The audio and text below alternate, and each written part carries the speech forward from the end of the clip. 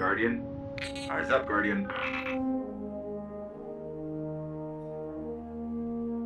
Welcome, Guardians, to Now You Know Destiny, your bi-weekly lore cast. And as always, you are joined by VulshokBersrker, Lost Angel, and HipNuts. Today, we'll be discussing much of the timeline of Destiny 1. But first, a brief recap from last week from our resident hunter, Havik. So welcome back, Guardians. Last time we covered the construction of the city walls, the Battle of Six Fronts, the Great Ahamkara Hunt, Twilight Gap, Osiris's Exile, the Great Disaster, and the first Crota Fire Team, along with Kabir's Fire Team. All of these things happen during the City Age. And this week we're going to be going over the birth of our Guardian and our story. So, Hip, do you want to take us into that? Yeah. So beginning of Destiny 1 opens with our ghost finding the body of our slain guardian, and our journey begins. We set out through the Cosmodrome looking for a ship to get us to the last city. We eventually acquire one, and we are greeted by the speaker when we arrive. And I would like to, first little side note, it's to the great effort of ghost stories in Scooby Deezy, we have a rough estimate on how far in the future after the Golden Age this event happened. I actually haven't seen that material. No? Okay. Well, if you he has it on he just updated it a few days ago on Reddit. But thanks to a line from Failsafe in Vanilla D2, we know that around 500 years has passed since the fall of the Golden Age. Oh, that's nice. So it's not like a hard timeline, but we have a rough framework now, which is way better than we used to. So our Guardian talks to the speaker. He gives us like a rough explanation of what Guardians do, the last city, the forces against us. And at this point, our Guardian starts becoming an actual Guardian. We go out to the Cosmodrome again. We scavenge, we collect supplies, that sort of thing. And during this time period, the Fallen kind of wake up the Hive in the Skywatch. They were scavenging for resources themselves, and they accidentally opened a door in the Skywatch that allowed that woke up the Hive, as the famous line goes, and they started spilling out into the Cosmodrome in like waves because they were, to the best of my knowledge, kind of hibernating while Crota was recuperating, Waiting from for tribute. Yes. So the Hive were like in a hibernation state for the last few hundred years. The Guardian activates the relay, and Rasputin takes control over that station, with that fragment of himself that he had left on Earth.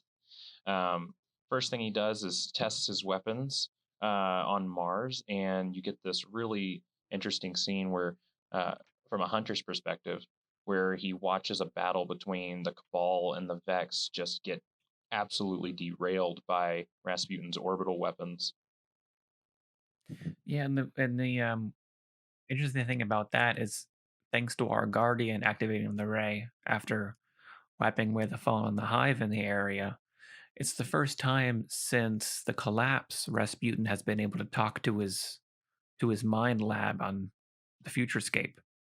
Yeah, unbeknownst to us, we've just awoken probably the greatest intelligence in our system. Yeah, not good, I would say.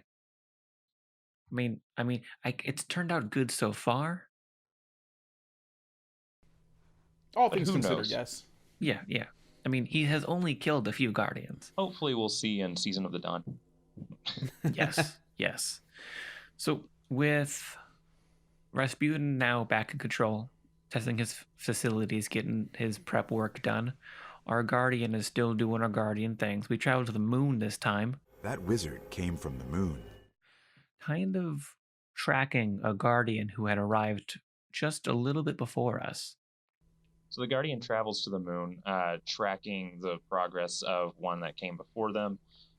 They end up tracking that signal just outside the Temple of Crota, only to find that guardian slain already.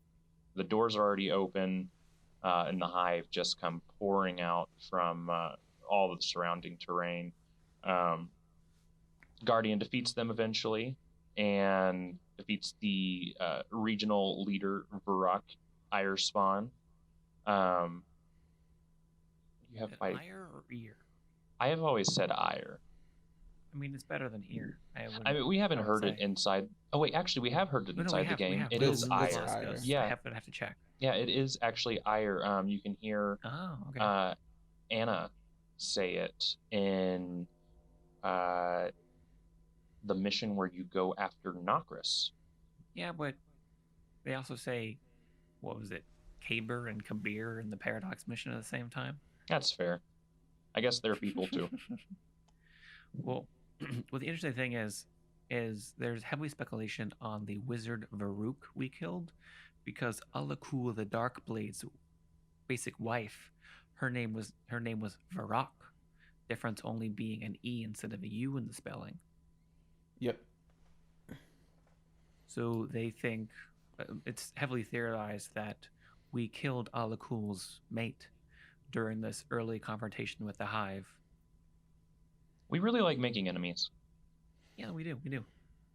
Just like Sepix Prime, who we destroy right after, weakening the Devil's hold in the Russian landscape. I mean, it's been my popular theory that, we just want all the smoke, so we just don't care. we do like wrecking stuff and then dancing on top of their corpses. Hey, look, I'm the only one who can emote here. We are disrespectful. What do you mean you're the only one who can emote? Guardians are disrespectful. Yeah, no falling allowed. Oh, okay. I thought you were saying that me and Angel couldn't emote. I'm like, what are you talking about? We are disrespectful. Only considering fists, no kindness.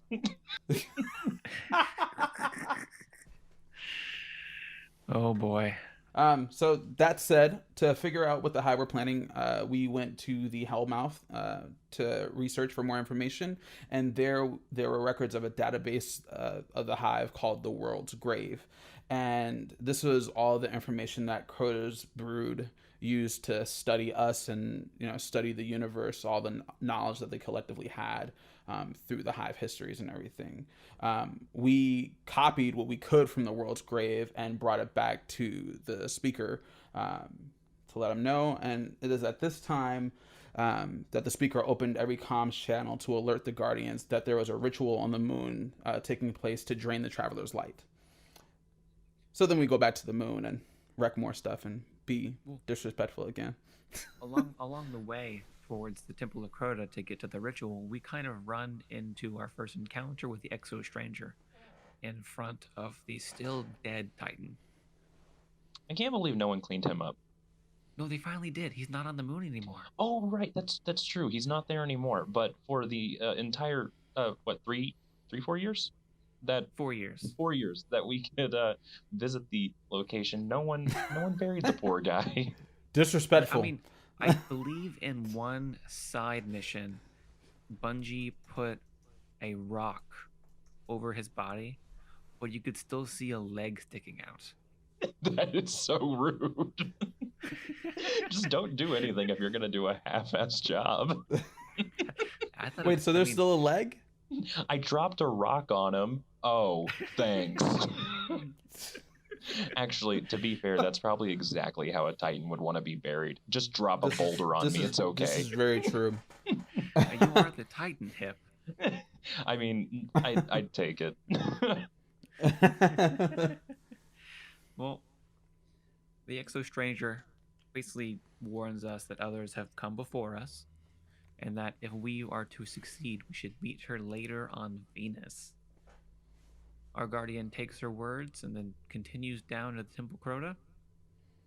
Eventually gets to the Hive ritual, where it's a tiny shard of the Traveler being siphoned by some wizards. We kill all of them, and the Traveler finally has a chance to properly heal since the collapse. Then after that, we took the Exo Stranger's advice and followed her to Venus. We talked to her some more, and that is where we learn of the Vex and the Black Garden. A very hot topic at the moment. And while she gives us no real info to work off of with the I have no time to explain what I don't have time to explain line. I like that line personally. And yeah, it's cryptic enough. It's great. We end up taking her heed, and we head to the reef to ask for assistance to get into the Black Garden. Prince Uldren and Marasav, the queen, give the Guardian a small task to earn their help. And it's no big deal. Just retrieve a Vex Gate Lord's eye. Something that really shouldn't, hasn't, isn't done. So us being newly rezzed and having no clue of what is deemed impossible, go to Venus and kill the Gate Lord anyways. Mm-hmm. We kill the Gate Lord, and we kind of one up Uldren. I'm thinking of a word starts with a D. Ends with ick. That too. Fire yeah. truck. Yeah. So once we give Uldren the eye, he cuts it out of the Reluctantly. the casing. He then gives us the location of the Black Guardian. Wow, the Black Guardian. The Black Guardian. He gives us present. He gave us the location of the Black Garden, which was there was a portal to the Black Garden on in Meridian Bay on Mars in the exclusion zone. So we go to Mars. I would like to point out real quick that we're not like we didn't just stroll up with an eye to Mara and Uldren. We're like the ghost transmats the whole drop head. the entire head on this throne room. That's just disrespectful. Like, it really is disrespectful. All our play. Today's podcast has been sponsored by the word disrespectful. Yes, thanks. Thank you for saying it, because now it's going to be the only word I say for the rest of the time here. Absolutely. Absolutely. Hunter gang. That's your catch line there, man. Well, now that we have the exclusion zone, I want to say, but no, not exclusion zone, key. We go to the exclusion zone with the Gate Lord's eye, which is a key towards getting the portal to the Black Garden. We it's our Guardian at least, first interaction with the Cabal, which are easily summed up as space rhinos. Excuse me, I like war turtles. That's a good one. I haven't heard that before. Wow, that actually is a really good one. I actually have a friend that just started playing, and I forget what she said. I think she said something along the line. I think she said they look like hamsters. Oh, God. Yes. Machine gun hamsters. Yes, that's what she said. And they even drop in balls. It's like they were born for this. At least the Red Legion does. War hamsters, let's do it. War hamster. Anyways. Well, we fight through these war hamsters. We get some intel on the Black Garden Gate they have been testing, and a Vex Spire they have been researching as well. We go to this spire, we kind of sync the eye to the frequency of the Black Garden portal, and we get to travel inside. Our first step, and I would say the second time a Guardian has ever been in the Black Garden. First being the vision of... what was his name again? Pujari, yes. So, once inside the Black Garden, we were greeted by Vex from all different times. And there's also 3 massive Minotaurs. These are the Eschaton Mind, the Imminent Mind, and the Primeval Mind. Yes. I believe they are guarding the Black Heart in the center structures. Yes, and it's not really too explained what the Black Heart is. But it is interesting to note that in later, when we take down Oryx, his chest, his heart, is a very similar look to the black heart in the garden. As is Riven's.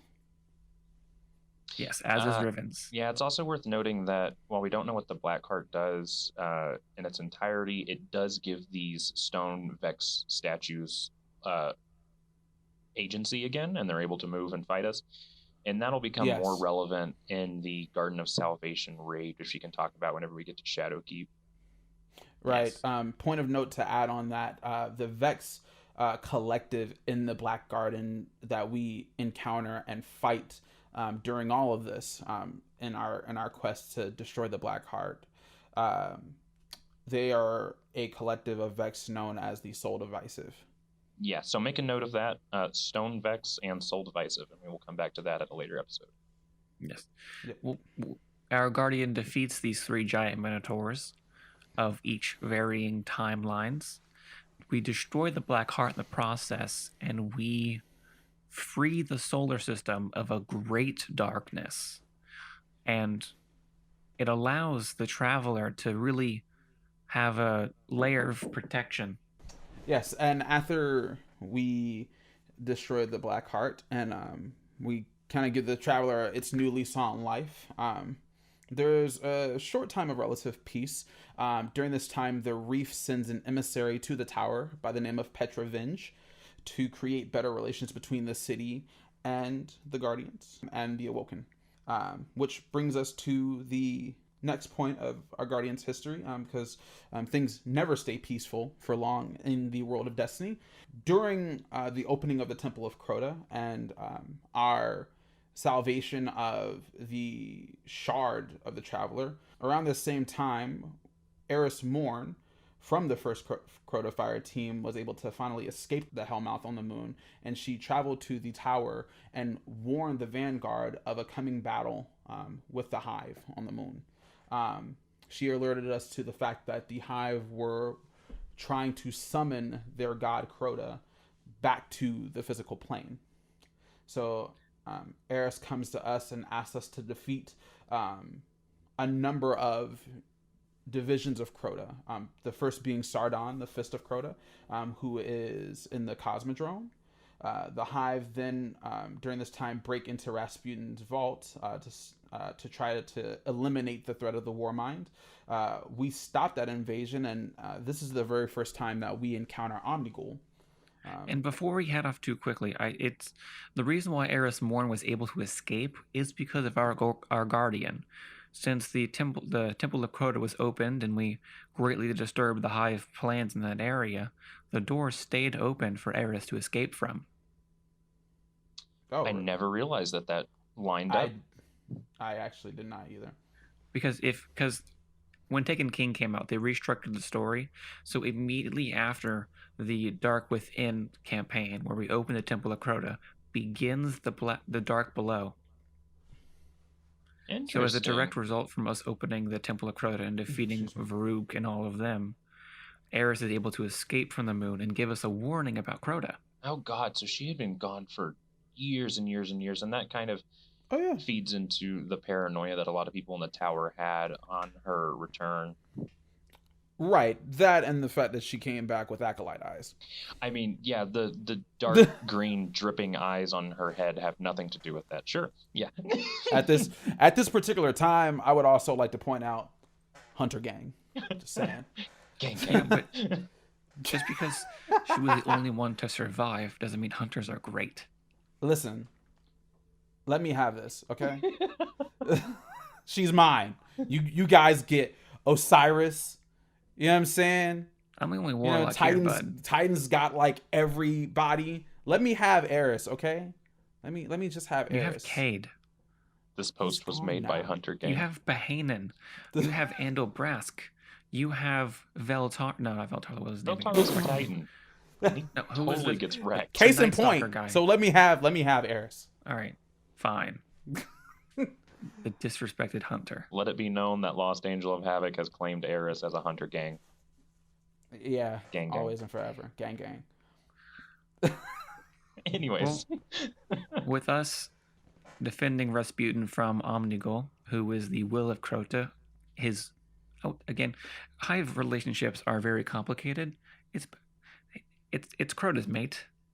She makes every hive she makes. Every hive she spawns is in service of Crota. Yes. Yes. What was his faction's name called? Crota's Spawn? The Crota's spawn Brood? of Crota. Spawn of Crota. It's close. And we travel back to the moon, where they are starting up a ritual to return Crota to our world from his hibernation. And Eris wanted us to stop this process as fast as possible. So we get down to the Chamber of Night, where a large, dark green, semi-translucent crystal with 3 glowing eyes in the center of it is staring at us, where a group of acolytes and wizards are trying to revive Crota, or not revive, bring Crota back to our plane of existence.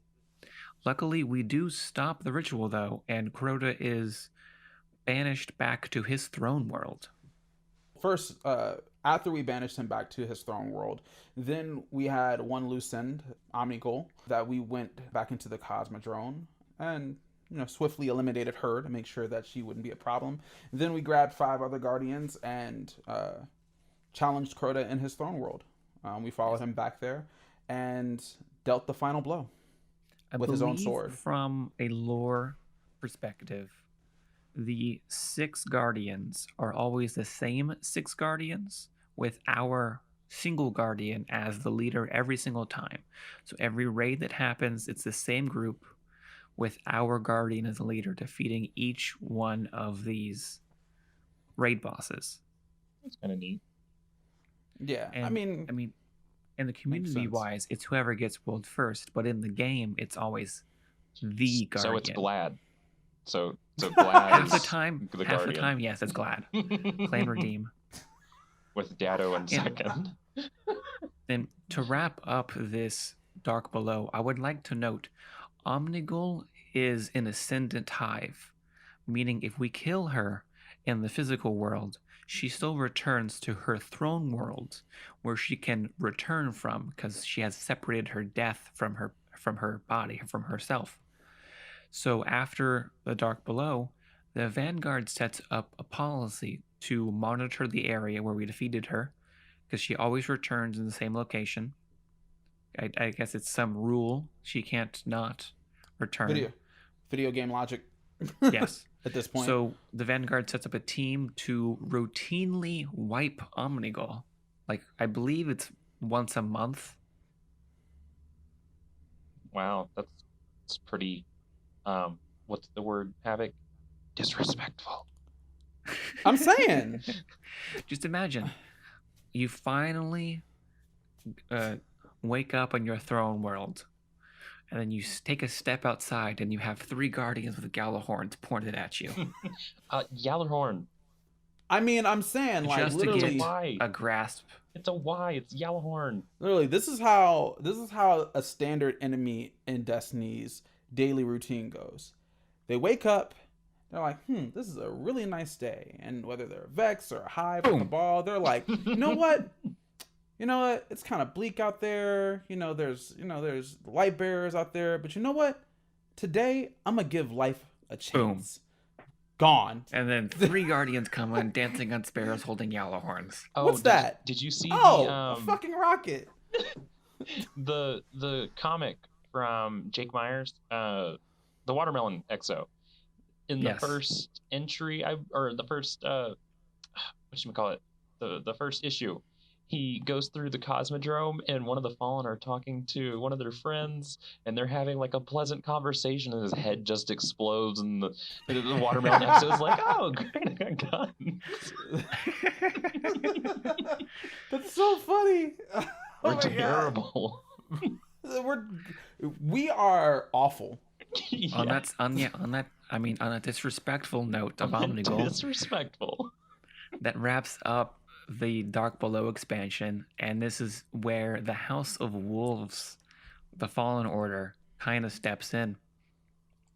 Around this time, The Nine started to experiment with a set of gates on a reef asteroid of Cocytus, and it was, I guess, in a sense, a portal to an unknown location. I would say the second The mirror dimension, universe mirror to universe in a our way, yeah, system the where the upside Nine down, reside. Yeah. and they try to materialize themselves in the universe, which is an interesting thing. Step by step, they start from single cell to they get more and more complex with each test, but never truly making a living thing. So, Yeah, it's more like husks to store their consciousness so that they can interact with physical things. but they never live longer than a minute Yeah. because they don't know how biology works. They're basically trying to learn millennia of evolution in months, years time. So the Nine release Skullossus at this time, who is gifted to them by Marasov. Mara, as usual, is trying to make friends where she can with powerful figures. This time, the Nine. Big mistake. The Nine release him, and he starts to run just rampant.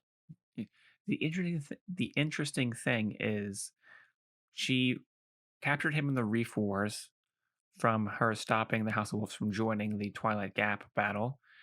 And when he's sent to the Nine, he gets dropped on the unknown space where the reckoning is, that pocket dimension in a way, or the wormhole to a different solar system. And Zur talks to Skolas, telling him that his masters have set him free, and they give him a catch, which is the very large fallen ship where a Kel usually lives at. Yeah, really solidifying his claim to be Kel. And he gets in his head that he's the Kel of Kels, a Kel of prophecy, who would bring the houses together, which propels his campaign in this DLC. So the House of Wolves betray the Reef and follow the war cry that Skullossus is putting out to make one great house. They join him along with many other houses to create this vision of his. First house to join is the House of Winter. Yep. It was when our Guardian was quickly recruited by Petrovenge and the Reef to investigate and capture Skolas. And while we're tracking him on Venus, we see him rally the House of Winter. We killed their Kel a while ago, Draxus, so new leadership arises. He shows power. We're going to follow. So the Guardian tracks Skolas to the Cosmodrome, but instead they end up encountering the Silent Fang. The Silent Fang is a group of fallen, very skilled in stealth and killing, so arc blades, invisibility, the whole 9 yards. So after the Guardian defeats them, Skolas is nowhere to be found. He's very elusive. He's very good at getting away. So on our hunt for Skolas, we run into Tanx the Scarred. Which I love the intro to this strike because Oryx is my favorite. Oh, yes. Tanx has no house. He kneels to no Kel. He is a murderer and very good at what he does. They will try to kill you, Guardian. Kill them back. Everything he says is golden to me. Yeah. Actually, that was one of the funnest part to me about doing Warden of Nothing. I was just super excited to hear those voice lines. Oh, yeah. Or your favorite, Psylocke, the Defiled. Right. Just everything about He's so theatrical. vocal delivery. Like, I don't even know. I'm not sure who his voice actor was, but they just, if they happen to come across this podcast, I just want to note it that you left an impact, sir. Varix is or madam. Varix is wonderful. As a side note, I was wasting a day watching clips from Star Wars: The Clone Wars, the animated series, and he's in it with the Varric's voice. Excuse me? He's I need it to was see.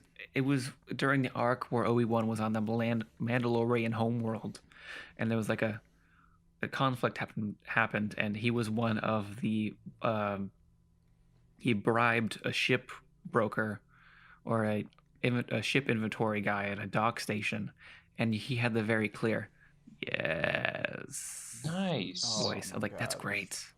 That's Anyways, so- anyways, so yeah. I mean, we'll get into the Prison of Elders later because more voices. So we killed Tanx, finally avenging Andal Brass, because Kate's very happy about yeah, Cade was very proud of the Guardian for taking out such a hated enemy. So then, while we're killing Tanix, Skullossus was planning his next step, which was absorbing the House of Kings in the Cosmodrome. The Kell of Kings had never been seen due to the secret nature of the House of Kings. But with their secret intelligence and power, the Kell of Kells could build a large enough force to take the city and reclaim the Traveler. And at this time, it was looking like Skullossus was going to be this Kell of Kells. Yeah, the Kell of Kings and the House of Kings have always been very secretive, while other houses like the Devils have been very front forward on their attacks. The Kings were more like puppet masters, puppeteering other factions to do their bidding without really lifting much of their weight, so they could just collect resources and build up in secret. But I mean, it didn't work too well. We intervened. Skolas left without the support of the Kings. Our Guardian stops the combining of the Kings with the new Kell of... I don't even know what his faction would be called. Would they still be called the House of Wolves at this point? They kind of gave up their flag, so I don't really think so. Okay, so I'm going to say this Skolas faction lost the Kings as potential support.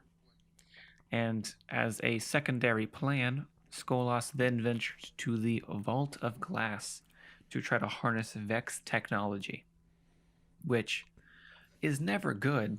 It's never a good thing to deal with the Vex, unless you're Guardians, because especially what Skolas was trying to tap into, the oracles inside the Vault of Glass. You don't mess with that stuff. Case in point, Kabir. Because like many things in the vault, they can erase you from existence if you are inside the vault. There's a very interesting line on the Grimoire card of the Vault of Glass, talking from Bahanan's perspective. He says, I opened the vault alone, but I was not alone, yet I was the only one there. Which brings to the point where it is possible that Bahanan no longer remembers his buddies Kabir and Praedyth because they were erased from existence while he was inside the vault. With them. Which is a scary thought. It's insane. And there's even a secondary theory that since the raid is 6 people, it is entirely possible that Kabir, Praedyth, and Bahanan had 3 other Guardians with him that no one remembers because they were erased as well. Ooh. That's just how terrifying the vault is, and Skolas wanted this power. Unfortunately for him, unbeknownst to him, the oracles only work inside the vault, since the vault works off of its own, I guess you want to say... It's like a looping power cycle kind of thing. It's like since a, the it's vault like a exists, hub. they It's like can a use that time power, hub. and since they can use that power, the vault exists. Yeah, you can only use those oracles inside this conflux of timelines, and he really kind of backed himself into a corner trying to acquire them. Yeah. Yeah. What after this failure, he still continues to use some Vex. He learned something at least from this. So he goes to the Spire in Venus to try and use more Vex technology. And what he does is he uses the Vex gates to bring House of Wolves members from across time, quickly building up his numbers. Yeah, but we go and put a stop to all that. We do. Sadly, when Queen Mara learns that Skolas is messing with the vault, she ordered him to be brought in alive instead of killing him outright. So we capture Skolas, Petra brings him to the prison, Mara investigates or interrogates Skolas, but he's like in a frenzy, repeating the same thing over and over again. He's destined to be Kel. The Fallen can't be without him. Over and over again. He's somewhat mad. She gave up and then tossed him back to the prison. Important thing to note, it's no one comes out of the Vault of Glass the same. The Dark Guardian. Yeah. Well, we're the Guardians special. make their own fate. This goes to show the capabilities of our Guardian. Defeating Atheon, defeating Crota, and now capturing Skolas and killing him in the Prison of Elders because Mara was tired of him. Oh, he wasn't very agreeable. Yeah. Drinking all that Mountain Dew and his little mask thing.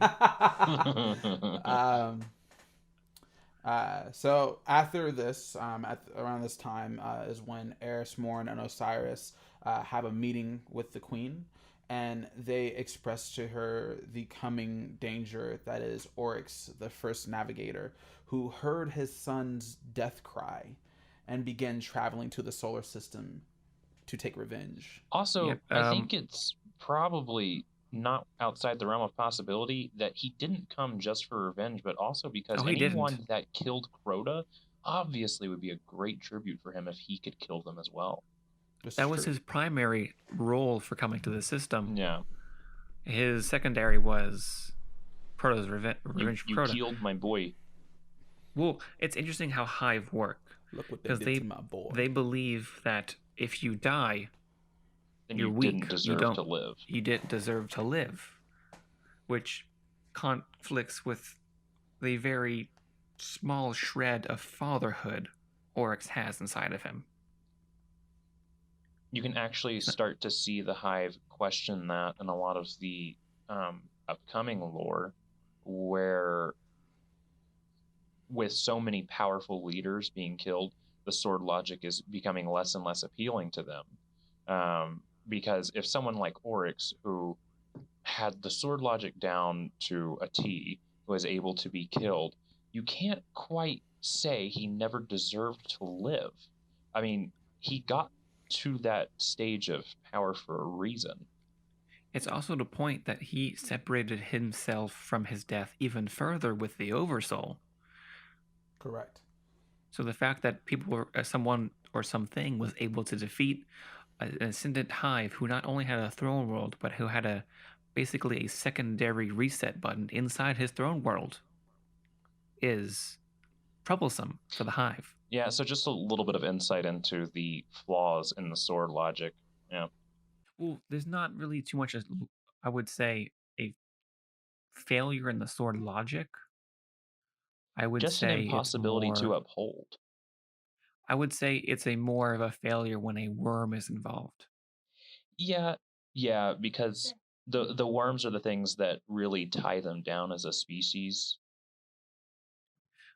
This is a quick side note explaining some of the Hive lore, because it's a really big thing coming from the Taken King. When the Hive became the Hive, they made a pact with their worm gods. And if the Hive were to put the worm god larva into them, it would grant them power if they fed their worm. But the more they fed the worm, the hungrier it would get. So by using the sword logic and their tithing system, they would eventually require too much food, too much tribute for their worm, and their worm would eat them from the inside. So really, you start to see the sword logic really only propping up the vulnerabilities that a worm pact produces. Yes. So if, for example, there was no worm inside of a hive and they still followed the sword logic, they would be fine. Yeah. Just in its current state, it's really just an impossibility to uphold. Yep. Correct. Anyways, yeah, that was our fun little hive tangent. And yes, and that will lead us into the first real big expansion of Destiny, where it changed everything. Yep. It was like the the stone along the line, the setting for the continuation of years to come. Oryx arrives in the system, and by the time he gets to the rings of Saturn is when the Awoken meet him and engage in interstellar fighting on the rings, which I would love to do one day, but that's beside the point. Each side was holding their own quite well, but the queen used Awoken magic and her tech witches, to summon an old power called the Harbingers, right? Harbingers. Yeah. Yes, Harbingers. And this power, which to my knowledge is greatly unexplained. Yeah, they're described as consciousnesses. And that they're I would say, they say sound similar to the Arcborn that Callus had in Shadows. Yeah, living it's not elements. So much as shooting a gun, so much as releasing a being in one direction and letting it just plow into whatever's in its path. Oh, yeah. They're powerful. They destroyed every Hive ship surrounding the Dreadnought. But thanks to the Dreadnought being half a throne world, half Worm God Carcass, and half Oryx's main ship, it survived unscathed from it. And it responded in kind. It's Oryx's special super weapon on the ship is turning his throne world inside out into the physical realm, and that shockwave that happens allows him to take basically domain over everything, and if anything is weaker than him in that domain, it gets destroyed. And this wave just decimated the Awoken fleet, crippling their entire military. Uldren somehow survived, luckily, and crashed his ship into Mars, and a lot of the Awoken were killed. Luckily, Queen Mara survived because she had a throne world of her own, which is a whole bag of something we'll get into later. Oh, yes. Y'all know how I feel about Mara Sav, you know. Oh, God. Yes, we do. All right, Shax, let's not get into this today. With the Awoken crippled, the Guardian and the city start helping the reef recover from this loss. Our Guardian is sent to Phobos beforehand, because the Vanguard detect that the Cabal are leaving en masse from one of their oldest bases in the system. So the Guardian travels to Phobos to find them just utterly terrified, escaping something that we haven't yet encountered. Inside the base, we find tears in reality, dark portals into dimensions that obviously are not our own. The Guardian ends up encountering darkened versions of these enemies, twisted and corrupted by the darkness that we can see in these portals. And they're all factions too, so it's not just one enemy. It's Vex, Fallen, Hive. They're all contorted and changed. The Heiress tells the Guardian that this is because of Oryx, the Taken King, that she had warned about before. I love her little prelude to this when she's figuring out what's happening, because in a way, she can sense information. She knows information from the Hive network based on their magics. And when the Taken are coming, and when the Taken reveal is coming up, she's like, whispers on the edge of my mind. Ah, man. Which is a very interesting metaphor, that the Hive magic and information system is a pressure onto her. Also, it's a really fun line. There's so many. As always, which is such a good the big voice reason actor. Which is kind of the reason why I brought it up, because it's a great line. Anyway, our Guardian continues long into the Cabal base, and we meet, I would say, a hollow projection of Oryx, where he sends Taken at us, and the Vanguard goes into a bit of a frenzy. they start telling the Guardian, "You need to run. Get out of there right now. It's too dangerous." With this risk to our Guardian's life, we're ordered to just abandon Phobos and just leave. We escape, kind of just running through the base as it's exploding, while the Taken are just appearing en masse all over Phobos. But we make it out and return to the tower. Once we're back at the tower, the Vanguard holds a meeting about the threat and they discuss it. They use the data retrieved from the base at Phobos, and express concern on how to deal with the threat that is the Dreadnought. And because you can't really shoot something that isn't in your dimension. Ikora wanted to attack. Zavala wanted to defend the city, prep. But I mean, I get Zavala. He's a Titan. He's mainly a defender.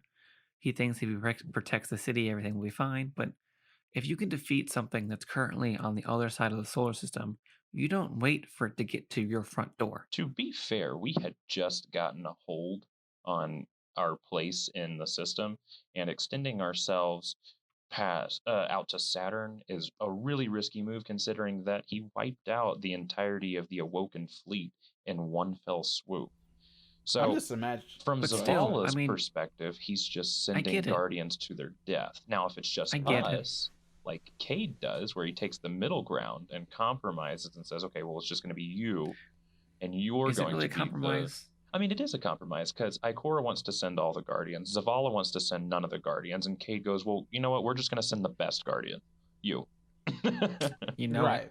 And then he doesn't tell Ikora and Zavala. He just does the Cade thing, and he says, "Hey, so Cade basically pulls our Guardian to the side, and he says, "Hey, I got some tech kind of stashed away. I kind of stole Eris's ship. So I'm gonna take care of things on my end. You just go grab me this tech, and I got a plan." So we go to the Cosmodrome to the Exodus Red ship, and at the very top we find Cade's stealth tech from the Golden Age, which him and Amanda Holiday begin to jerry-rig onto Eris Morn's ship. And the reason why we use Eris Morn's is because it's hive smelly, and they might not detect hive smell. A little easier to get close whenever you look like the surrounding debris. It worked fairly well, in my opinion, because we got fairly close before the Dreadnought discovered us, and we're charging up the super weapon. And we were able to make it onto the Dreadnought, but we did lose Eris's ship in the process, which she would continue to bring up to Cade for the next 3 years. I mean, to be fair, it's a whole ship. And until she finally built a new one herself. She got tired of waiting. But now that we're on the Dreadnought, we begin to go into it, and we are kind of guided by a corporeal light. And spoiler alert, turns out, it's Toland. Yeah, it's Toland from the Ascendant Plane. He's giving us he's our guide to where we need to go, what we need to do. And he leads us to the, I would say, tri-engine area of the super weapon, where it's like a Taken power as a shield, and we defeat it. We cripple it, taking down the super weapon, and this is where the Vanguard finds out what we did. Well, I mean, we did just plant a beacon, allowing them to get there, so more reinforcements could show up and help. We basically created a LZ on the Dreadnought without the leaders of the Vanguard knowing. To explain the giant hole in the Dreadnought would be that the Cabal faction, the Skyburners, decided to ram into the side of the Dreadnought to look on intel on how the Hive were able to permanently kill Guardians. Lovely little war hamsters. Because at this point, the Cabal are the only faction in the solar system that has never killed a Guardian.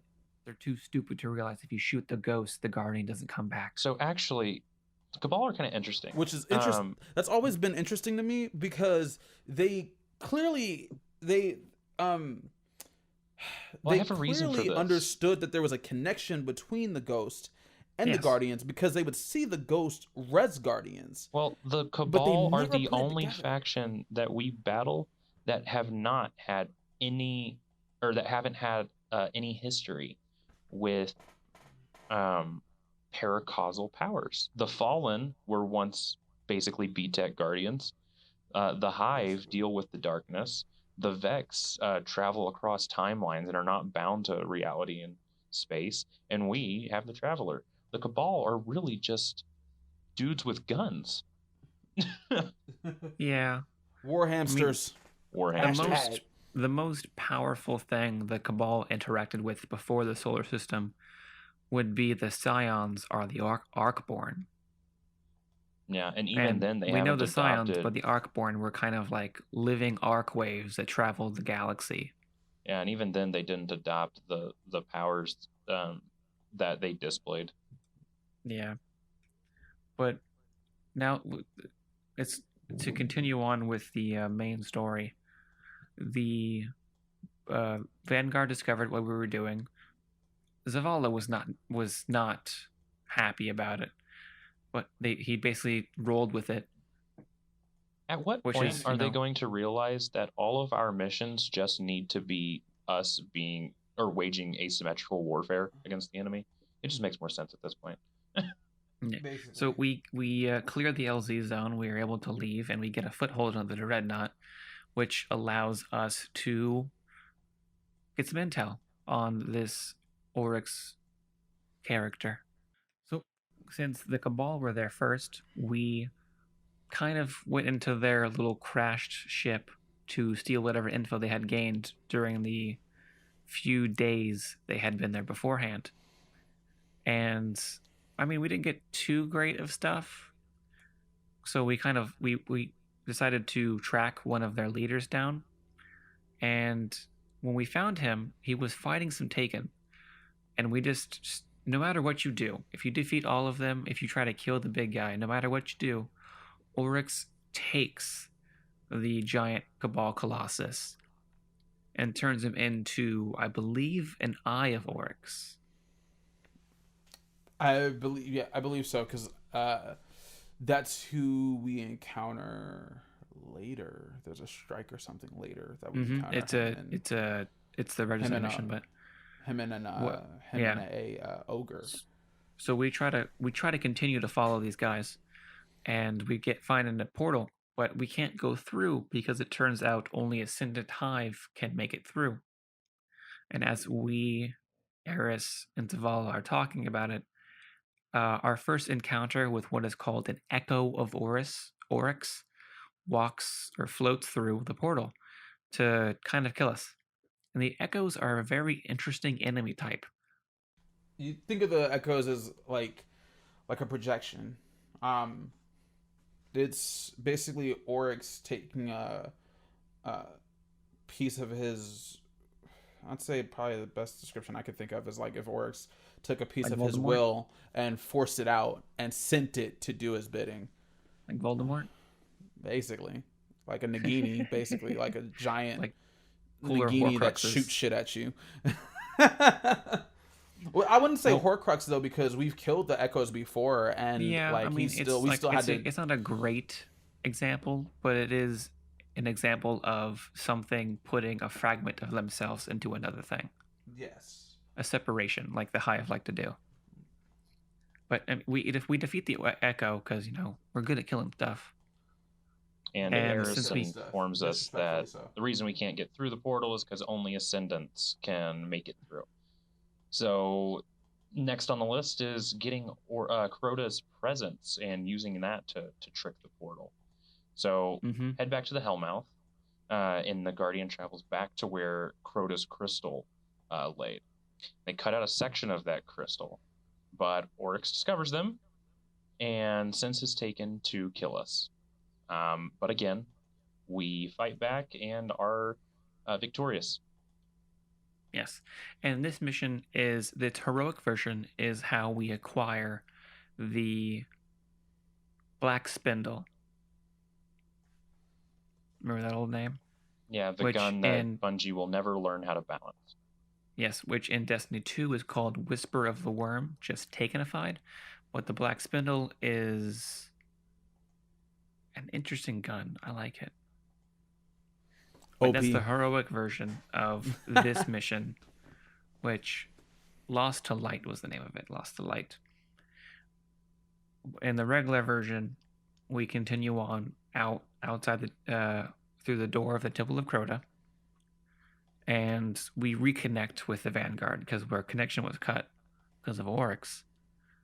So now that we have, excuse me, now that we have a shard of crystal that can hold Hive essence, we travel to Crota's throne world to try to get some of that sweet, sweet Hive juices.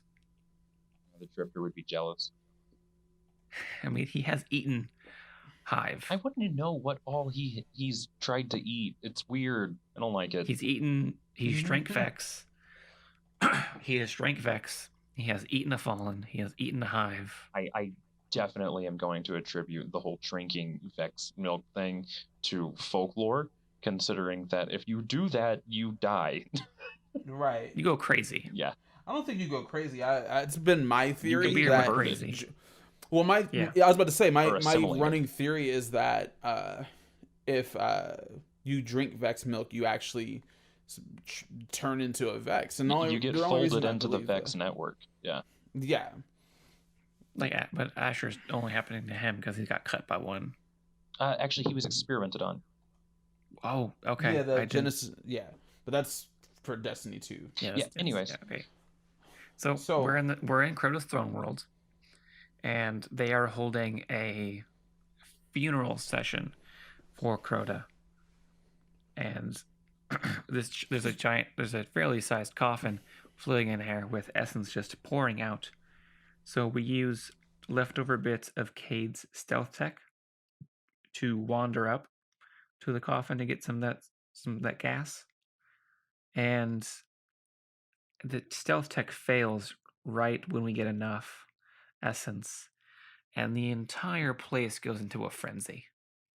Waves of Hive are sent after us.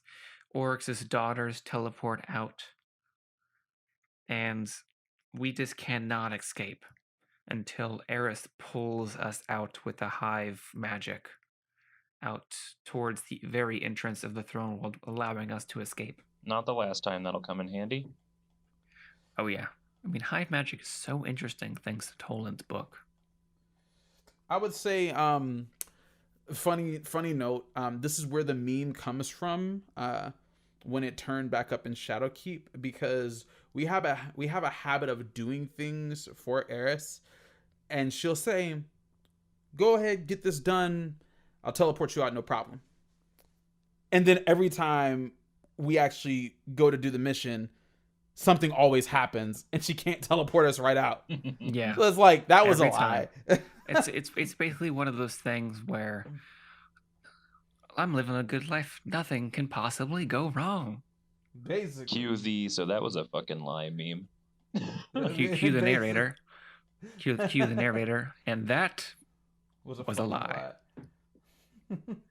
Well, now that we're safe. I would also like to point out that this is a funeral that we interrupted for our own selfish needs. And what do you call that? Fucking disrespectful. Sorry, had to say it. Just saying. All right. All right, so we're out of the funeral. We have left with basically part of the body. And we go back onto the Dreadnought and go through the portal to find Oryx. And here we fight the Hands of Oryx, which were the Colossus we took down earlier and an ogre that Oryx took that was protecting Crota's crystal. And journeying through, we find an entrance to Oryx's little abode. Now, outside this entrance, it's the very first time that we see or even gain any information that there is another son of Oryx. Well, the only information we had was the three statues. One describing Oryx, The other, if I remember correctly, describing his mate or Crota, one of the two. It's, that's, same person. Alabama. And then the second, a statue which only Ghost could say was named Nokris. We had no information of the relation. The biggest speculation at the time was that Nokris was the name of Oryx's wife. And the only reason that that statue was not destroyed was because it was in the dreadnought, being part physical and part of the Ascendant construction. Nokris was excommunicated, so all records of him was wiped from Hive libraries, including the World's Grave. Yeah, and it's only because that statue was built inside of that hybrid plane of existence that it wasn't destroyed. Mm-hmm. So we go through these doors to what I think is one of the coolest boss intros without a cutscene. Because the hallway's dark, we're walking up along it, fire lights, Oryx's symbol, which is the symbol for the Taken King DLC. The doors open, and you just see like giant white red the look of Oryx, and the wings retract to show him. And then we fight Oryx in a really cool way.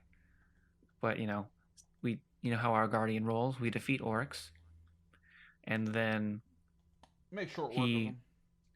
I mean, it's a weird way how he brings himself back into his throne world. He brings out a power of his Taken, slams it into his chest, and collapses in onto himself.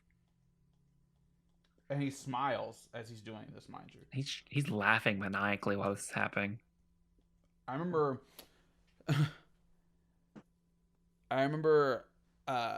when I did that mission, I was so confused at that cutscene.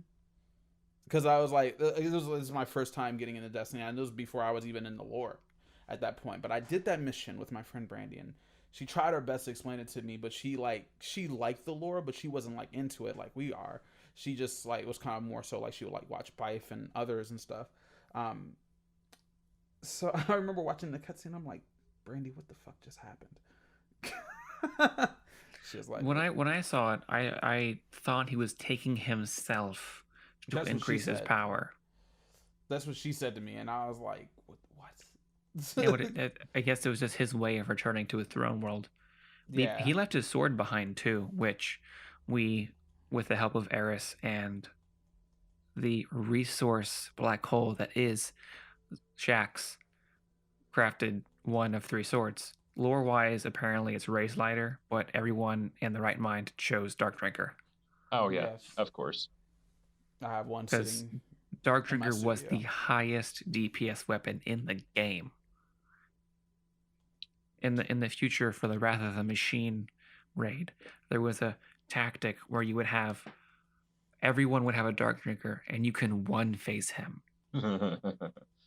You need like the Dark Drinker made anyone possible to one face. It was great. Oh man, kind of want to go back and play V1. But with Oryx retreating to his throne world, he has his echoes kind of appearing everywhere. Because it's like the echoes at this point are kind of like an anchor for Taken Blights throughout the system.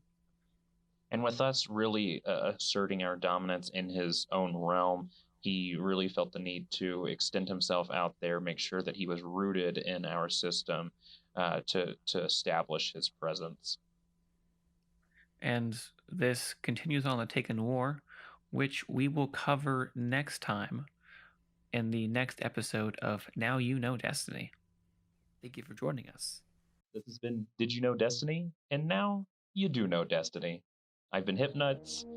I've been VulshokBersrker. And I've been LostAngelofHavik. Thank you for joining us, Guardians.